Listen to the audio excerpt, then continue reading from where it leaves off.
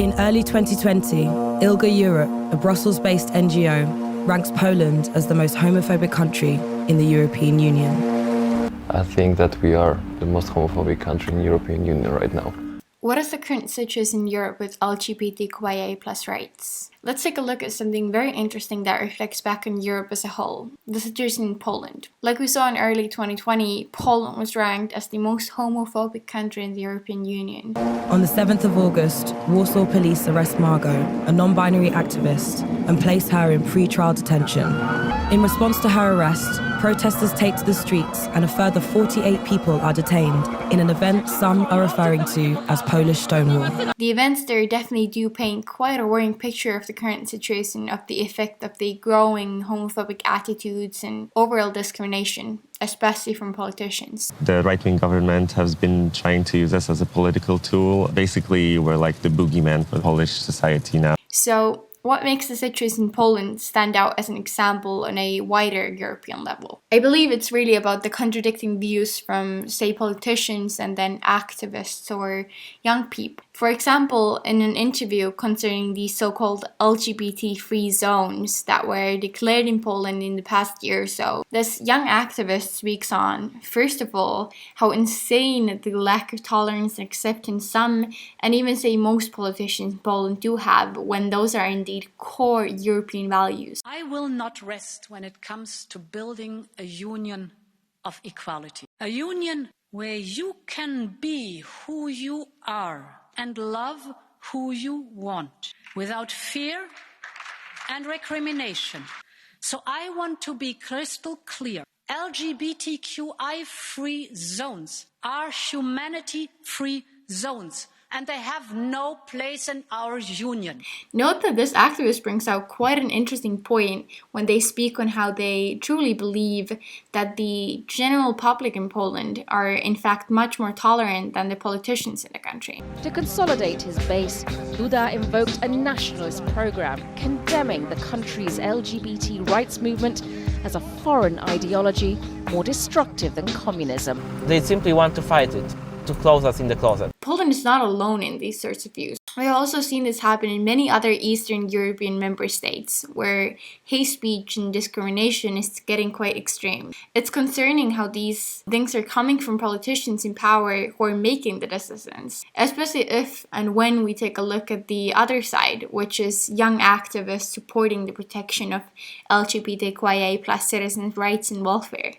We can, for example, see how activists have been protesting in the streets of Warsaw in Poland, fighting back on the discrimination that has been happening. Across the globe, our LGBTQIA siblings' lives are endangered because it's still illegal to be gay in over 70 countries. Obviously, this is not the case everywhere, and there are definitely these extremes of people, strongly divided by factors such as religions and education systems that create the division in Europe when it comes to the way we view this topic. As this topic mentions, the key point is really finding a balance between protecting these human rights and welfare while respecting those different cultures and point of views. So, when it comes to hate speech and discrimination, the problem really lays in how hate speech is not punished by the law in many of these countries, such as Poland and Hungary. And when you combine this to the homophobic or discriminative attitudes from people in power,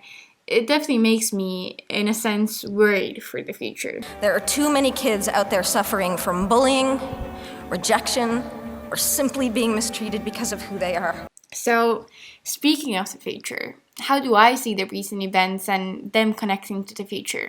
I think what has really caught my attention has been the effect that the coronavirus has had on the topic. We can see the number of LGBT people seeking suicide prevention support and mental health support growing significantly due to lockdowns.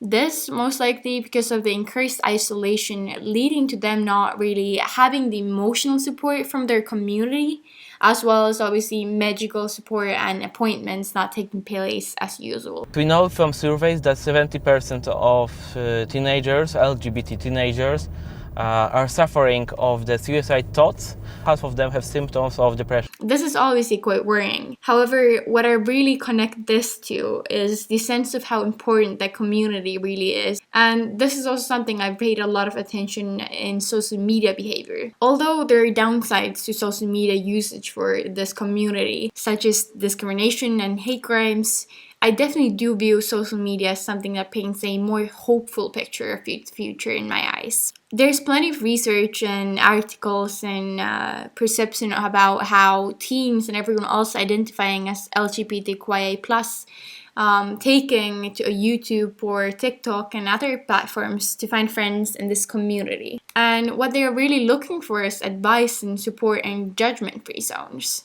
So while the LGBT-free zones, growing hate speech and anti-attitudes are growing, we can also turn and see a whole new generation of young people taking to social media to express support for one another. When I got to the protest and I saw all those people, like I was at a loss for words because there was just so much power. There was so much passion. I felt like they had my back. I wouldn't be here as I am right now if it weren't for everyone who fought in the past. And the platform social media is giving to this community has this incredible potential to both have an effect on society as a whole, but also through that, in a sense, force decision makers to do better, to truly protect the rights and welfare of everyone, regardless of gender identity, sexuality, or anything else. And then on, how is that done? Just there's so many different ways you can approach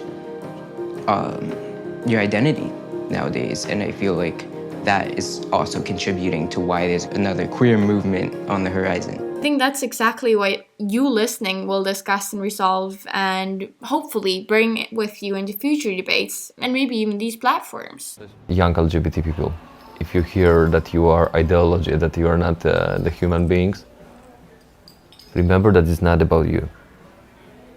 So you are normal. Future will be better.